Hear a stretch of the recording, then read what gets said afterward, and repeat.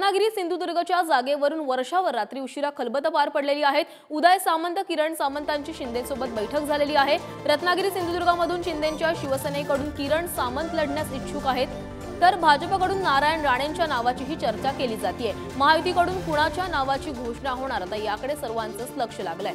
तर काल वर्षावर रत्नागिरी सिंधुदुर्ग मतदारसंघाबाबत खलबत पार पडली आहे। उदय सामंत यांनी एकनाथ शिंदे यांच्यासोबत चर्चा केली आहे। उदय सामंत यांचे बंधू किरण सामंत हे रत्नागिरी सिंधुदुर्ग मतदारसंघातून निवडणूक लढण्यास इच्छुक आहेत आणि त्याच संदर्भात ही चर्चा झाल्याचंही कळतंय। आणि तसंच भाजपकडून नारायण राणेंच्या नावाचीही चर्चा केली जाते। याबाबत अधिक बोलण्यासाठी आमचे प्रतिनिधी धनंजय दळवी आपल्यासोबत जोडले गेले। धनंजय, काल वर्षावर रत्नागिरी सिंधुदुर्गबाबत खलबत पार पडलेली आहे।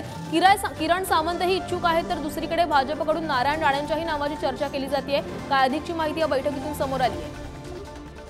प्राची, आपण जर पाहिलं तर गेल्या काही दिवसांपासून वर्षा या निवासस्थानी उदय सामंत आणि किरण सामंत मुख्यमंत्र्यांची भेट घेताना आपल्याला पाहायला मिळालं। काल देखील अशीच एक बैठक जी आहे रत्नागिरी सिंधुदुर्ग लोकसभा मतदारसंघासाठी पार पडली। ही बैठक जी आहे ती साधारण 4.5-5 तास ही बैठक मुख्यमंत्री यांच्या निवासस्थानी पार पडली।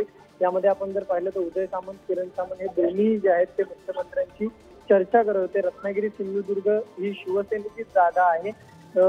शिवसेनेमध्ये फूट पडण्याआधी ही जागा शिवसेनेकडे होती, म्हणून ती जागा पुन्हा शिवसेनेला मिळावी आणि या ठिकाणाहून किरण सामंत जे आहेत ते इच्छुक आहेत, त्यामुळे ही जागा जी आहे ती शिवसेनेकडे यावी। मात्र भाजपला एकही उमेदवार जो आहे तो कोकण पट्ट्यात मिळालेला नाहीये, त्यामुळे कोकणात एक भाजपचा उमेदवार असावा यासाठी नारायण राणे यांच्या नावाची चर्चा आपण जर पाहिलं तर नारायण राणे यांना ती उमेदवारी मिळू शकते। मात्र किरण सामंत हे या जागेसाठी आग्रही असल्यामुळे अजून त्या ठिकाणी तोडगा जो आहे तो निघालेला नाहीये। आपण जर पाहिलं तर माजी आमदार जे प्रमोद जठार आहेत त्यांची देखील नावाची चर्चा असलेली आपल्याला पाहायला मिळते। मात्र आता या सगळ्यामध्ये किरण सामंतांना उमेदवारी मिळणार की नारायण राणेला हे पाहणं महत्वाचं असणार आहे। पण मात्र कालच्या बैठकीमध्ये ही जागेची उमेदवारी जाहीर करायला आणखी 2 ते 3 दिवस लागू शकतात अशी माहिती जी आहे ती समोर आलेली आहे। त्यामुळे नक्की आता या जागेपैकी कोण उमेदवारी लढवणार हे पाहणं महत्वाचं असणार आहे। प्राची,